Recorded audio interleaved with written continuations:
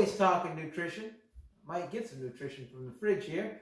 We're putting the knowledge of health in the wealth of our repertoire so we can be healthy for the rest of our lives. We are working on the 5 areas of fitness. So far, we've covered body composition. That's how much fat you have versus how much lean muscle and lean tissue you have, organs, etc. We've covered cardiovascular endurance. That's your heart, also your lungs, also your blood vessels. And did you guys know, I know my class knows, did you guys know that we have enough blood vessels in our body to, if we line them up in a row, let's ask these guys, let's see if they know. We didn't know, we had to look it up. How long do you think, if we were to take every single blood vessel in our body and put it in a straight line, how far do you think, what distance do you think it'd go? Adult or child? Let's just do our average 7th grader. I would go with 60,000 miles. All right, what say you, Mr. Monhenwig? I think it's more than that. I'm thinking 86. I think it's, you can go around the earth a couple times. 86,000 miles? I don't know. Well, this guy's correct. What? 60,000 miles on the dot. Oh, 60,000 miles. He knew that one. He's smart.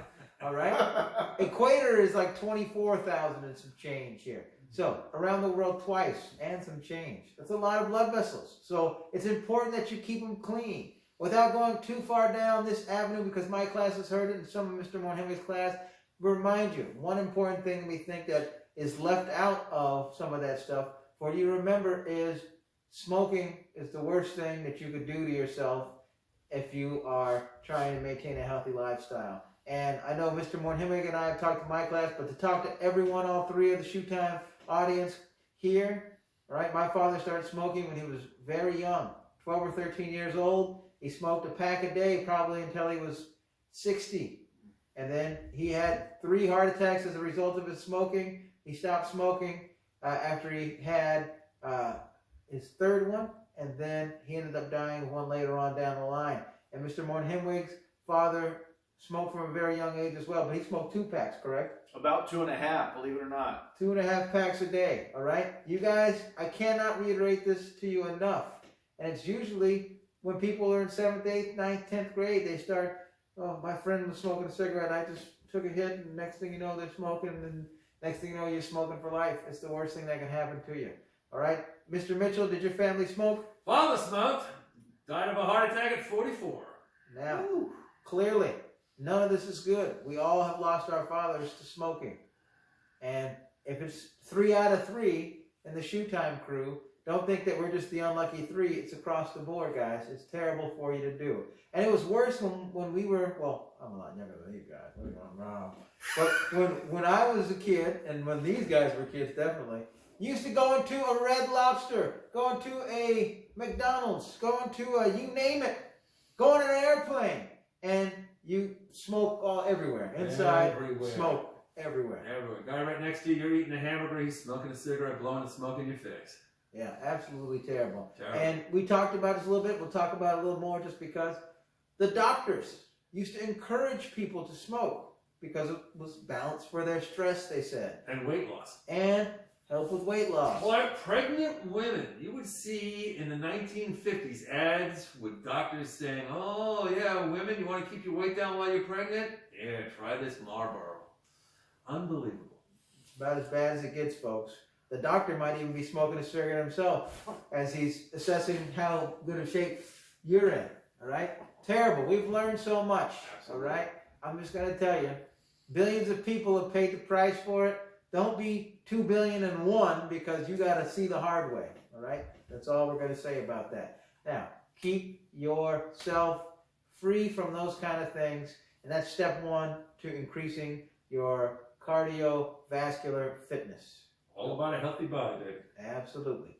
Now, we are moving in to the realm of flexibility. Flexibility.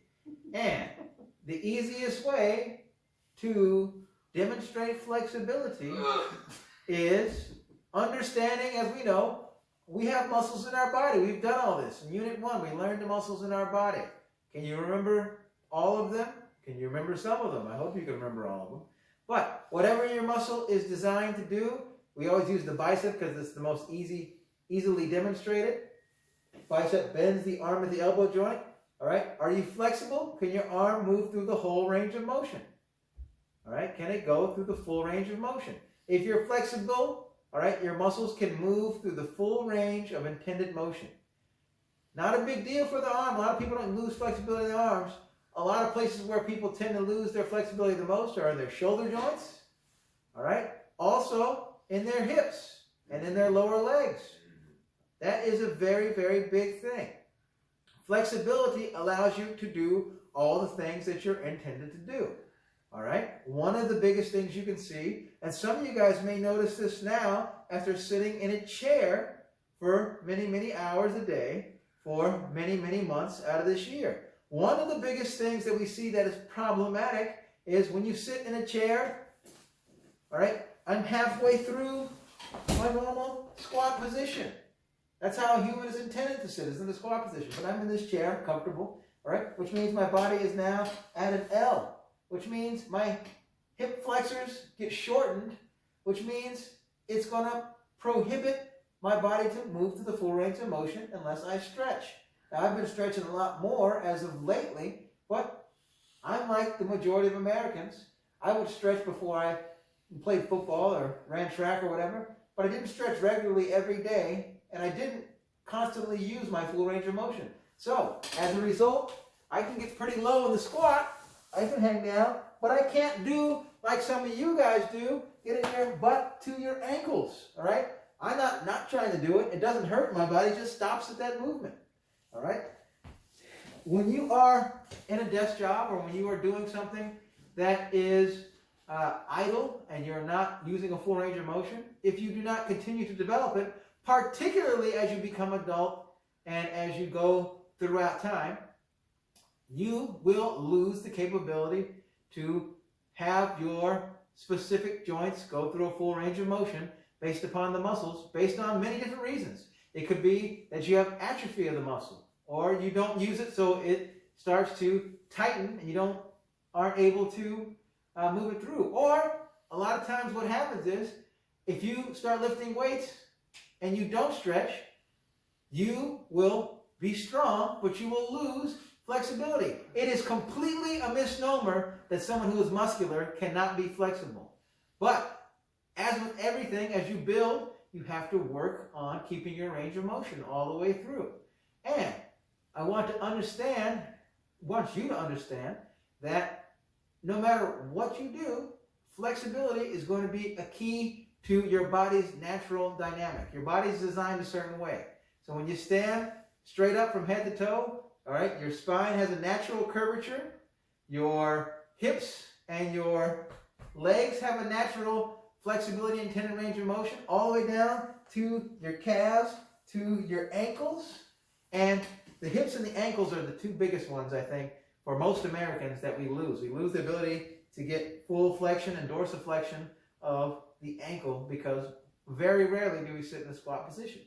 So, understanding that we have all of this flexibility in our body, which we will show you next video how to work some of it, but understanding we have this all in our body, the more that we get away from it is the more that we become a mess in the alignment of our body. That's why chiropractors are big now. That's why you have a lot of people that have pains that are just unexplainable, but really what it is maybe you have your shoulder here is a little bit rolled forward on this side because, you know, the way you sit at the office, or you type, or you have your hand this way, and then you, over time, develop a favoring of that side, and you're pulling too much on this side. So you're pulling just enough to kind of throw that out of alignment, and it can cause a major issue. Flexibility is the key. And it's especially the key if you're an athlete or you're a person out doing certain events, all right? If you're running, well, if you can't extend your legs all the way to run, well, there's no way you're going to be at your fastest. If you're a baseball player, if you can't get in the ready position and you can't extend or you can't flex accordingly to get down and pick up a ball, you're going to have major trouble. And so on and so forth, with perhaps the most important or actually I wouldn't say the most important, but I'd say the most flexible of all athletes would probably be gymnasts or something like that. But what do you guys think? Type in the chat box what you guys think is the most flexible thing for sports or activities. What sport do you need to be the most flexible for, in your opinion? Mr. Moore-Henwick? All right, I got a question for you guys.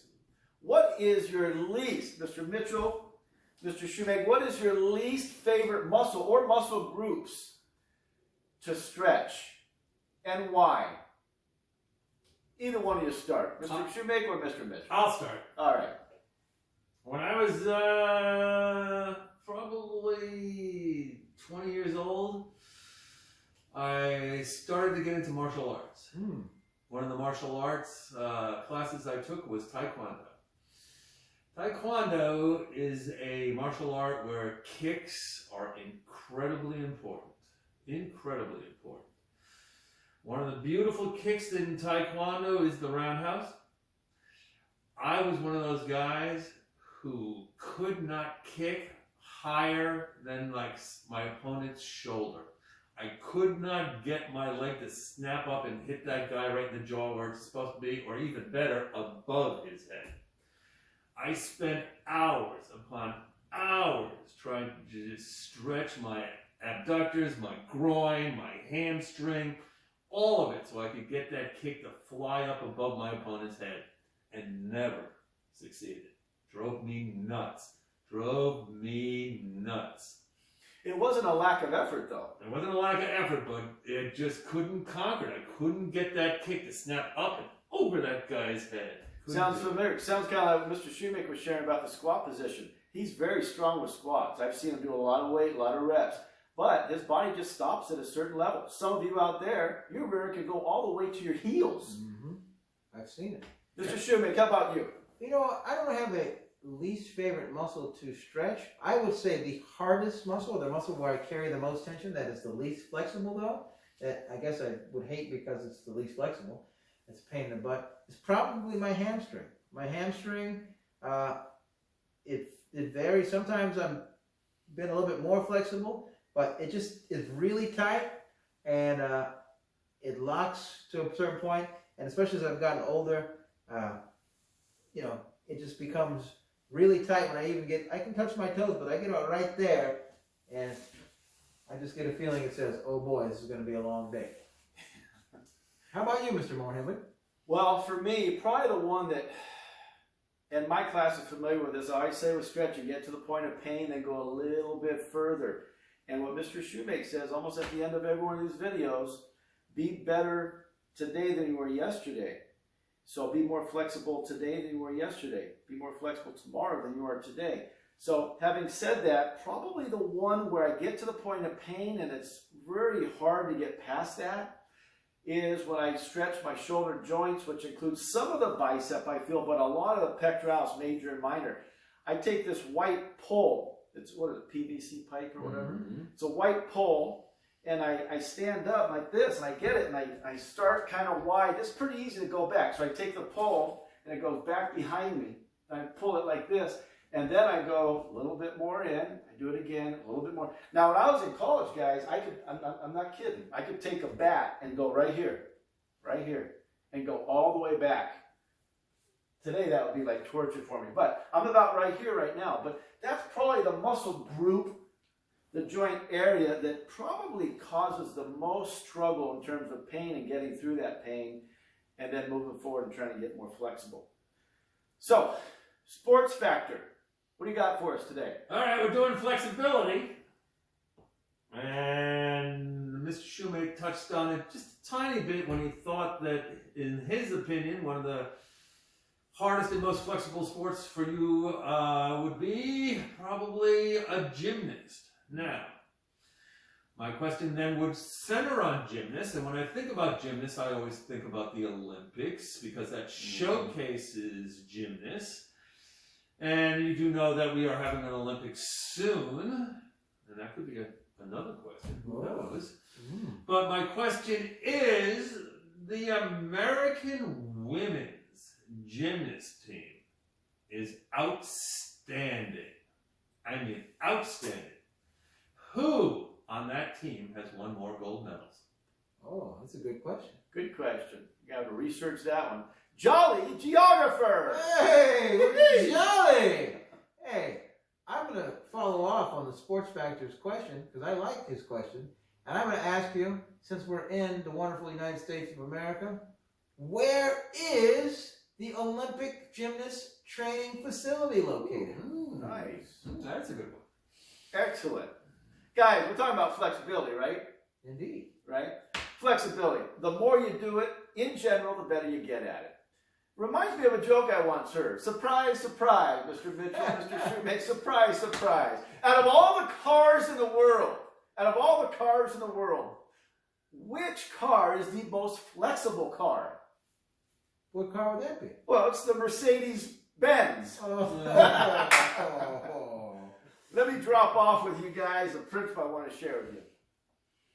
It's this. Do what you got to do now so you can do what you want to do later. Do what you got to do now so you can do what you want to do later. So, do what you got to do now. Things like online learning, what you're doing right this moment as you're watching this video. How about homework? How about chores? Real quick, Mr. Shoemake, what was your least favorite chore that you had to do growing up? Least favorite chore? Ooh, least favorite chore that I had to do growing up, I would have to say cleaning up the dog poop after the dog. So what would you do with it? You toss it into the garbage can, into a bag? What? These people nowadays put a bag on their hand. I would never do that. That's just not me. We had a shovel. I used to take a hoe and then I'd sweep it into the hoe and then dump it in the trash can. But boy, did I hate doing it. Yeah. Mr. Mitchell, least favorite chore? Well, I grew up on the East Coast. And the East Coast from December all the way to March is snow, and more snow. And being the male in the family, the task of taking the garbage out was tossed to me. And from the time that I was probably the age of a middle schooler until still today, my job is to take the garbage out. Just want to let you know that, boys. I thought you were going to say shovel the snow. Yeah. Oh, shoveling the snow, I didn't mind, but the garbage, taking it out of it. And God forbid, if you took the garbage out and the raccoon would come along and knock the garbage out into the snow. That will do it. And then who had to pick up the garbage in the snow? Of course, the same guy who took the garbage out.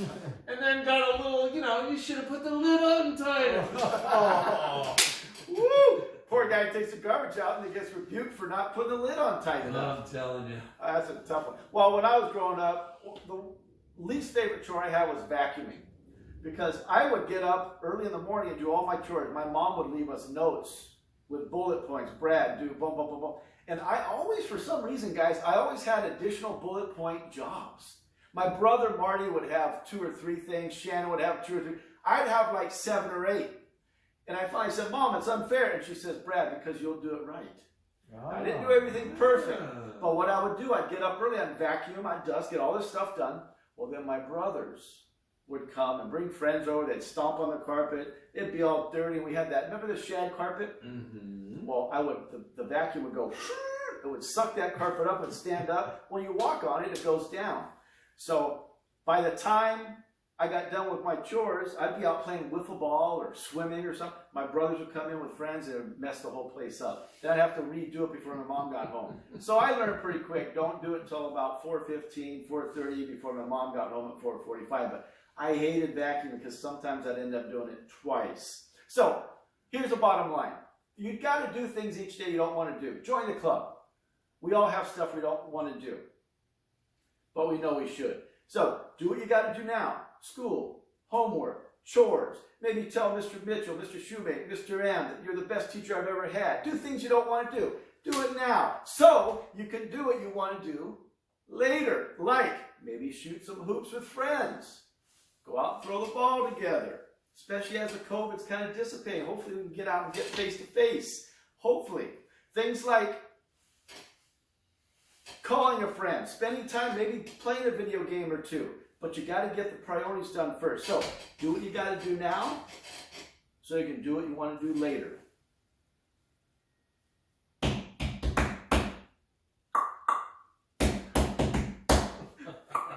No, this is not going to work.